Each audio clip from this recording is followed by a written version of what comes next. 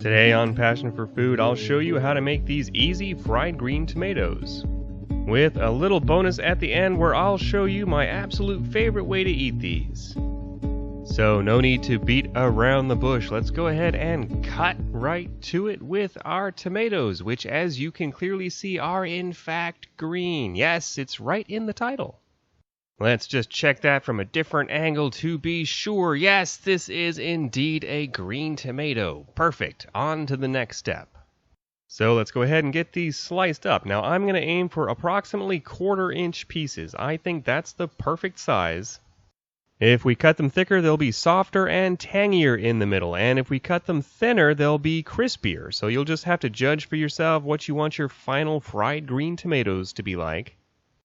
Now, I know most people consider fried green tomatoes a Southern classic, but according to Robert F. Moss, a food writer and culinary historian from Charleston, South Carolina, he wrote that based on his research, he concluded that fried green tomatoes are not a Southern dish, but actually originated in the Midwest and Northeast, possibly linked to the cuisine of Jewish immigrants.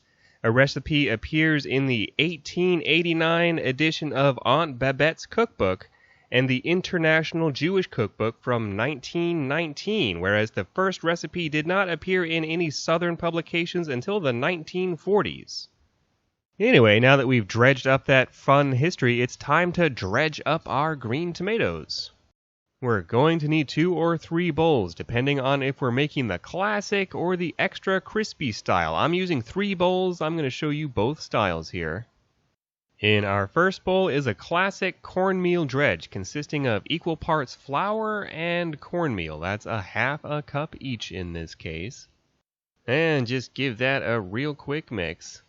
And into our second dry bowl goes some panko breadcrumbs. Now these are optional. You can double bread in the cornmeal if you like, but the panko are especially well suited to frying and will wind up much crispier for you. Now, as for our wet component, most of the recipes I see involve using a combination of buttermilk and eggs. But when it comes to crummy sticking power, you really can't beat the excellent properties that eggs shell out for us here. I know. Fine, I'll just beat it. Vigorously with a whisk until we don't see any more streaks of yolk or white. Okay, now that we have that, we want to go ahead and start heating our oil. I really like to use cast iron for this, for that nice even heat, but whatever kind of pan or frying vessel you would like to use will work for this. The amount of oil we want depends on our pan, but I'd say we want about 1 inch or so of oil to fry those green tomatoes. So while this comes up to temperature, let's go ahead and get these ready. First, into our cornmeal and flour dredge. We want to get as much on there as we can and then shake off the excess before we go into our eggs.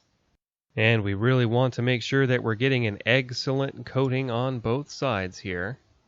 Let any excess run off, and then for the traditional style, we're going back into our cornmeal dredge. And this is going to be the final coating, so we want to get as much of this on here as will stick to our soon-to-be fried green tomatoes. Now, alternatively, for the extra crispy style after the eggs, we're going to go into the panko breadcrumbs instead. I made about half traditional and half panko. The panko definitely come out crispier, but I like that traditional cornmeal breading too. It kind of reminds me of fried okra. So once our oil comes up to approximately 350 degrees Fahrenheit, we can go ahead and drop in our green tomatoes. And we simply want to fry these 2 or 3 minutes per side until they get nice and golden brown. We do want to give these a flip once or twice as they're cooking. Even though we're deep frying, all of that heat is coming directly up from below. But once we're happy with that golden brown crust, we'll go ahead and pull these out onto some cooling racks. I do like cooling racks rather than paper towels. That way the oil can actually drip off rather than it just sitting in a pool of oil.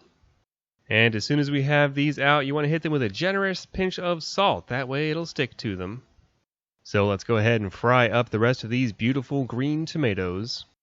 Now, these make a great side dish or addition for barbecue or just about anything, but while I have you here, let me show you one of my favorite ways to serve these fried green tomatoes, which is this fried green tomato BLT. There are so many different layers of crunchy and soft in this, it might be the best sandwich of all time. The fried green tomato gives it a little extra tanginess and a lot of extra crunchiness, and I highly recommend you give it a try. I really hope you've enjoyed today's episode of Passion for Food. If you have, give me a thumbs up below and consider subscribing and hitting that little bell so you don't miss our future episodes. And check out one of our other great video recipes playing on the screen now. This has been Graham with Passion for Food.